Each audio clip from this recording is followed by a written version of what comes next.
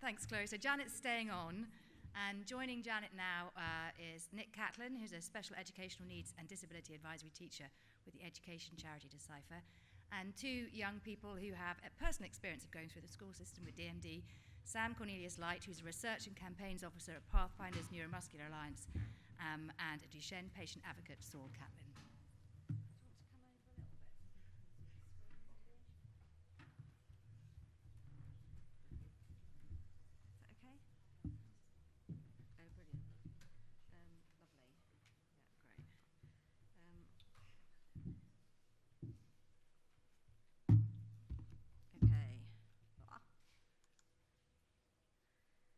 Okay, so this, we're now going to, this is Saul and Sam, as Claire has said.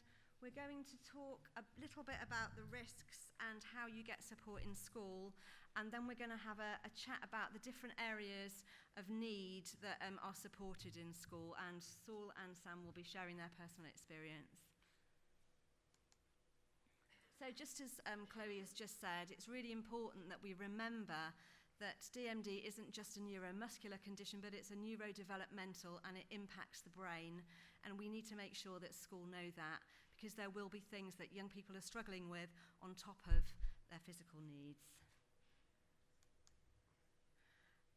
In school, your special educational needs, many of you will know this already, and many of you think, oh, I don't want to hear this again, but your special educational needs are put into categories, 4 categories, and this is how you receive support in school. Can't get my words out.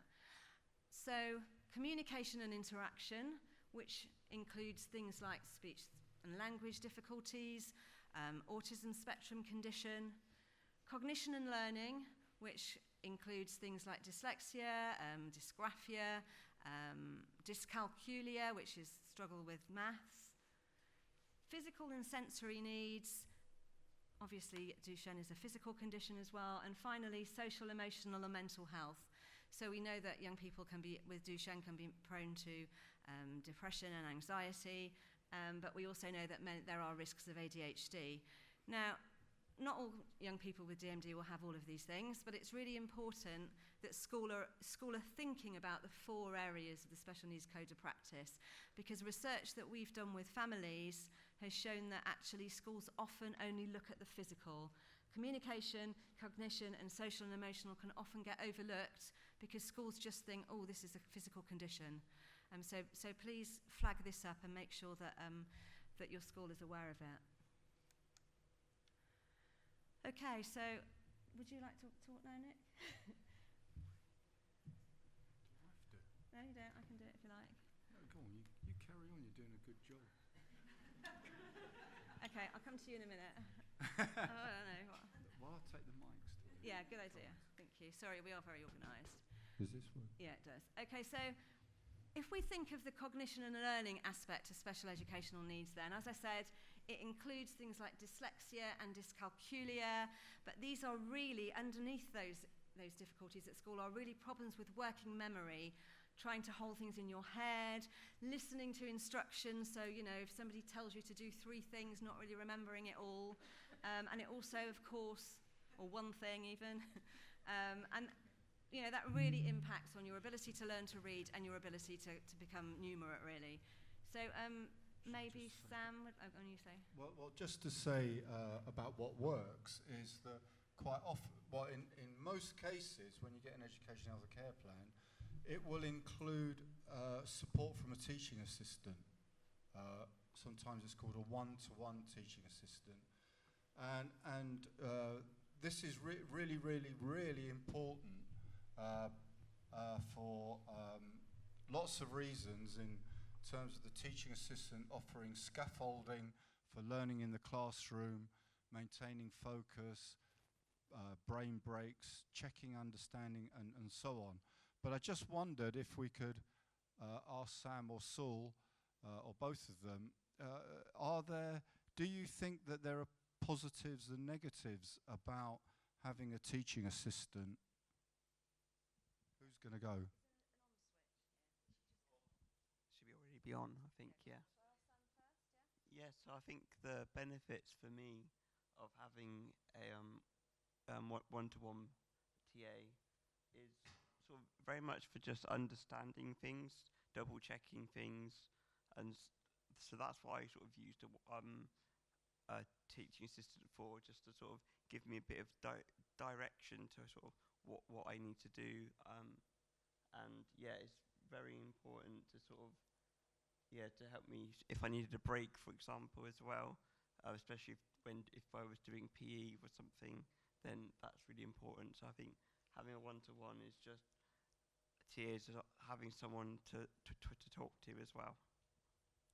Saul? Yeah, sorry. Okay. The positives of me having a TA is they were very helpful at keeping me concentrated on the work and like supporting me to get the work done. Yeah, but the disadvantage was like a lot of the time I just had to sit next to the TA and no one else in the classroom really. Right. Did that have quite a significant effect, do you think? Yeah, because I couldn't really get to know other students really because of of that fact. Yeah. They kind of got in the way. Okay. Do the next one. No, hang on. A couple of other things on here. In fact, a parent came up to me today and said, "Can you see? Janet's done a lot of research on reading and so on in Duchenne, and there's quite often a lot of difficulties with early phonics and so on." And a parent came up to me and said, "Nick, I just started the IDL literacy program with our son at home, although school won't do it, which is a bit weird. But anyway, and within a month, he's just soared in terms of his reading, and that is really weird. That if you can engage your son with a really good literacy program early on, it can have a very significant effect, and they can pick up their skills very quickly. So just on plugging that. Yeah, great. So the next category of special educational need that we need to be aware of is communication and interaction. As I said earlier, in Duchenne, this can be high risk of autism spectrum condition.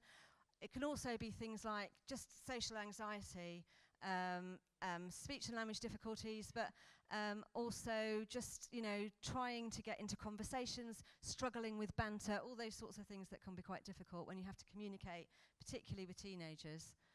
So you guys, do you want to ask Saul about any Saul, difficulties communication, anything?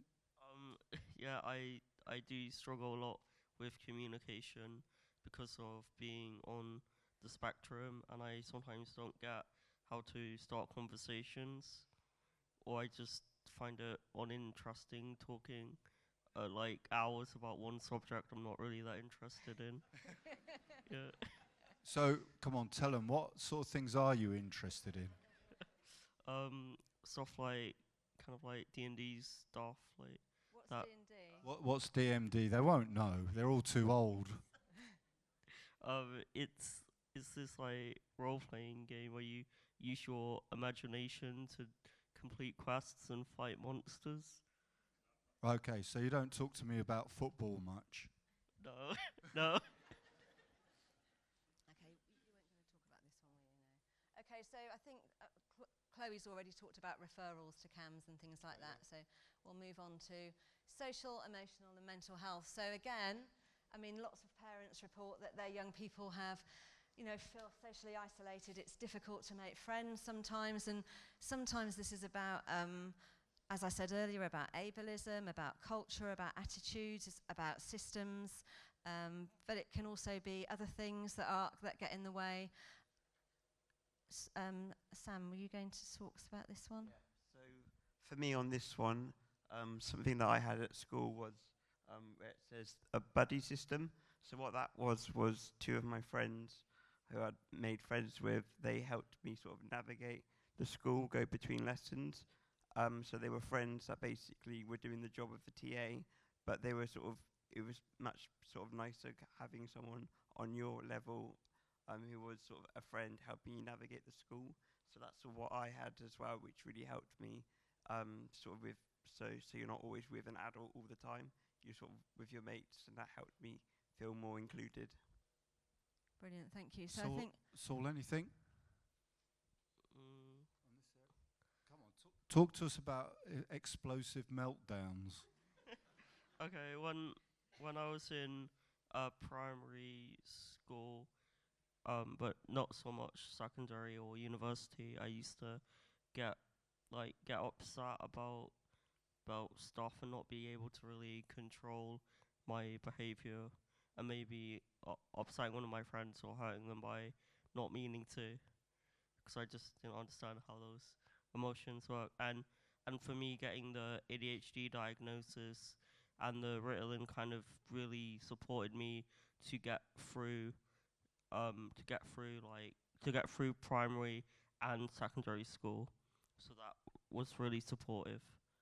So Ritalin is methylphenidate, yeah? So you took that. How did it help you? It just let me kind of concentrate and think about, oh no, it's not a good idea to have a meltdown like this. It's not really behavior you want to be doing, and it really helped me realize to maybe do it, make it come out a different way that was less harmful. Okay, but there were times during the week where you decided that you wouldn't take those tablets, and eventually you decided to stop. Why was that? It just didn't make me feel like myself, really. Yeah. okay, lovely. Thanks. Okay, and the final category of special educational needs then that we're thinking about is physical and sensory needs. So of course you should have a local physio and an OT that's working with school to support your young person's physical needs.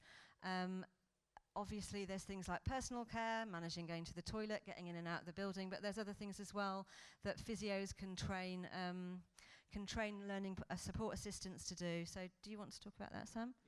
So I would say at primary school I used to take part in sports, but when I got up to secondary, sports tended to get more physical. They had rugby, cross country, and with my teaching assistant, I used those times to do my exercises, my stretches, and I also did play some alternative games that were less contact based, like for example table tennis, badminton, which I actually did prefer rather than being outside in the wet and the cold running around a field. So yeah, I would have preferred table tennis. I would have took that anyway. Lovely, thank you. Is there anything else you want to say on that one? No, you don't have to. No. Okay, so this is you, Nick.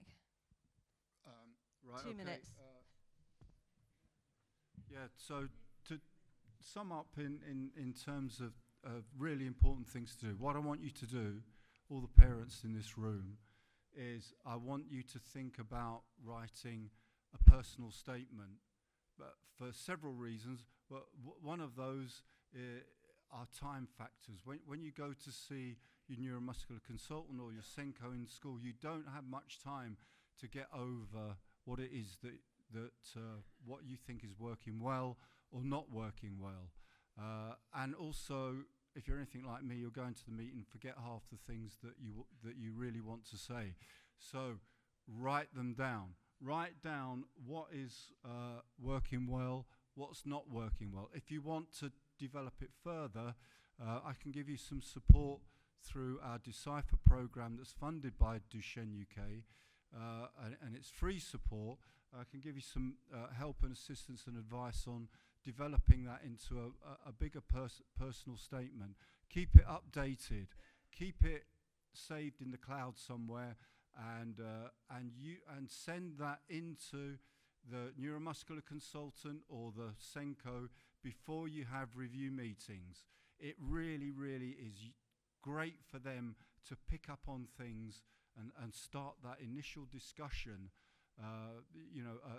about how we can, all of us professionals can help and support you. Educate your team at school about Duchenne muscular dystrophy. This, I have to say, I was literally overwhelmed when I saw that Janet's guidelines here, and that Duchenne UK took the trouble to print us families copies of this. It's absolutely fantastic, and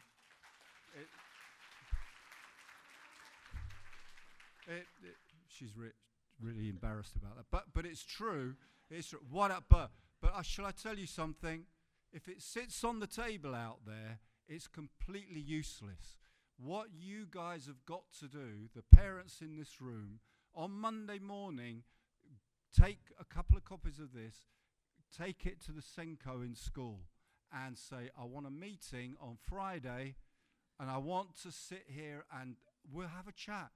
Let's have a chat about what's in this document, what's working well for my son, and what isn't working well.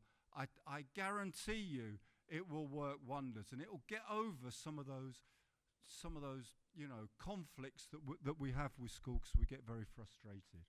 Okay, put that into the review of your education, health and care plan. Ask for a provision map. A provision map is just a timetable of support. If it's not going well, appeal. Don't let things slide. Appeal. If you want to help with appeal, again through funding from this fantastic charity, if you get in contact with me, look, there's these flyers around. I've got some at the front here. Get in contact with me, and I can help. I can help you. And make sure your school and your local health team are involved. In this project. It will be you that makes this a success. Thank you. Sorry. We just very quickly just want to add a couple of things. So Duchenne UK have funded us to do, to do a piece of research called, it's Educate DMD, and I have the most amazing steering group. So we have Sam here, we have Benjamin, whose picture is our logo, and we have Saul, and we have someone called Liam, who isn't here today, and I haven't managed to get a picture of him, but next time I will. What we're trying to do is create something to really help Senkos. So I'm going to hand you over to Sam to explain. Yep, so this here is what we're going to work on is a decision tree, and it's to help teachers and teaching assistants. So yeah, what we're asking for is we're looking for professionals who visit schools to see young people. So that could be OTs, speech and language therapists, educational psychologists. So sort of, if you could click on that QR code, that would take you to a questionnaire that we are working on towards this project. Lovely, thank you. So the questionnaire is just if you're a professional visiting school. So basically we're going to take information from parents. I've already had lots of focus groups with parents, so thank you so much for those of you who've taken part. We've had focus groups with young people, and we're now sending out questionnaires to teachers. Thank you for going into school and asking your teachers to fill that in, because I've had quite a lot of those as well. And we're now looking for professionals who visit. So if you know any physios, OTs who go into school, please tell them about it. And we're going to find out what works at school, because what we've talked about today is very much about all the challenges. And yes, there are challenges. Yes, there are things that are difficult for our young people, but actually, you know, we find things that work. What are the hacks? What are the things that actually work for our young people so that they can flourish? And that's really what we want this project to be, is to collect lots of information, lots of strategy. So if a young person goes into a school and a Senko's never heard of Duchenne muscular dystrophy, they can find out through Educate DMD, gosh, you know, he's struggling with friends. What can we do? Oh, perhaps we can have a buddy system. Perhaps we can try to circle of friends, or anything else that our people, our participants tell us about. So it isn't going to be a scientific project. It's about finding out from people what sorts of things have worked for them so that we can maybe try it with our young people. So thank you. If you can spread the word for the professionals, that would be really helpful. And I think that's it. Yeah.